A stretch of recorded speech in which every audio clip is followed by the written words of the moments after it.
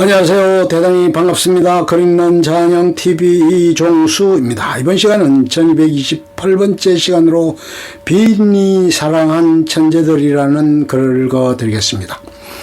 빈이 사랑한 천재들 푸른바다. 인물에 대한 이야기를 좋아한다. 한 시대를 풍미하고 역사에 획을 그은 이들의 삶은 언제나 흥미롭다. 정치가나 학자들의 평전도 좋지만 예술가의 이야기는 작품을 감상하는 재미와 함께여서 더욱 즐겁다. 이 책도 처음 받아들고 휘리릭 넘기는 순간 사진이 많아서 무척 기뻤다.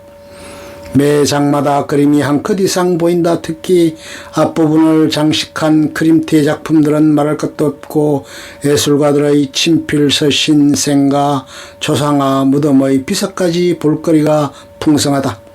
이 책은 크림트, 프로이트, 모차르트, 베토벤, 아돌프 로스, 오토, 바그너 6사람을 중심으로 빈을 여행하면서 그들이 남긴 삶과 예술의 흔적을 추적하는 과정을 담은 것이다.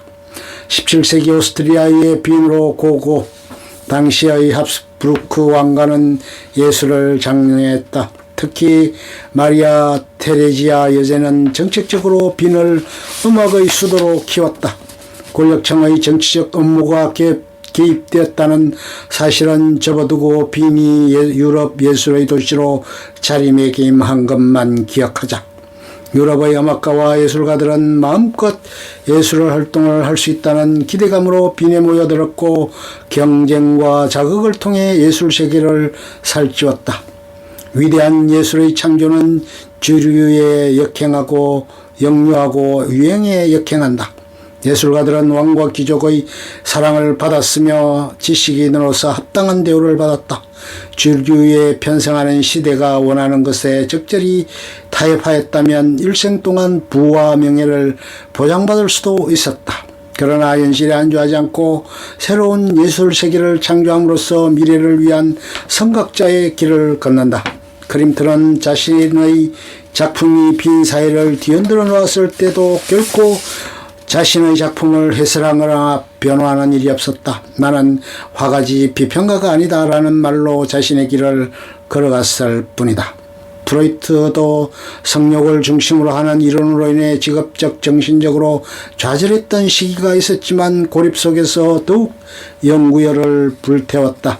베토벤은 후원자였던 리히노프스키 후작의 집에 머물며 빈의 귀족들과 어울릴 수 있는 기회를 누렸지만 후작의 부당한 요구에 구속을 느끼고 야반 도주를 선택한다. 아돌프 로스가 로스하우스를 짓고 있을 때는 어땠는가? 경찰청은 그를 소환하여 이러한 건물의 건립은 단순함과 그에 따른 추함 때문에 금지된다 라고 규정하였다.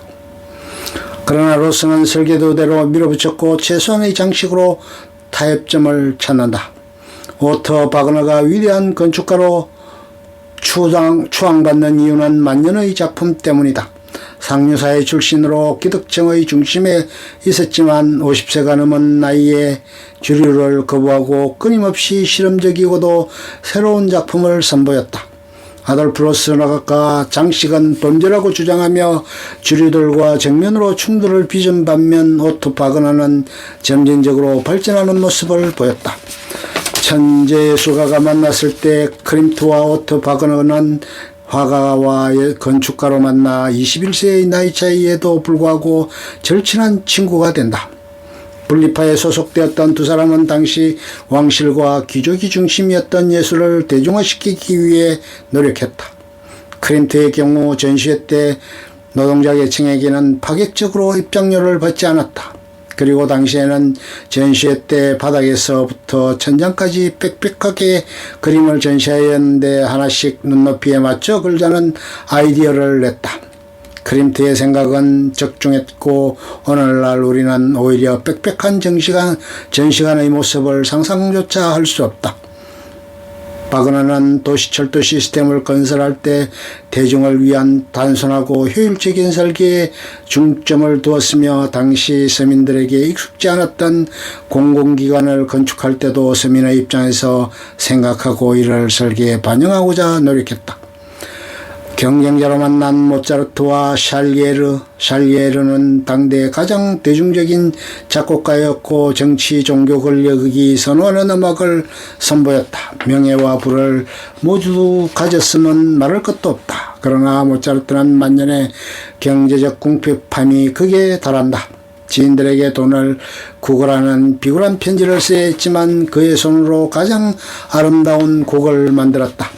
모차르트가 죽은 후 아무런 표시도 없이 행렬병자들과 함께 매장되었고 세월이 흘러 결국 그의 시신을 찾지 못했다는 사실은 실로 충격적이다. 그러나 오늘날 우리는 매일같이 모차르트의 음악을 들으며 생활하고 샬리에르의 음악은 알지 못한다. 내가 샬리에르의 이름을 알게 된 것도 아마데우스라는 영화를 통해서였으니 역사의 아이러니가 아닐 수 없다. 17, 8세기 작은 도시 빈의 거리를 그토록 많은 예술가들이 걸어다녔다는 사실이 신기하기만 하다. 빈이라는 도시는 예술가들에게 서로 영감을 불어넣는 공간이었다.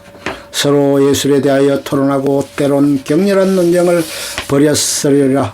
그림트는 오토 바그너와 절친한 친구였고 바그너가 설계한 예술적인 건축물을 지나며 유명한 음악가들의 음악을 들으면서 그림을 그렸을 것이다.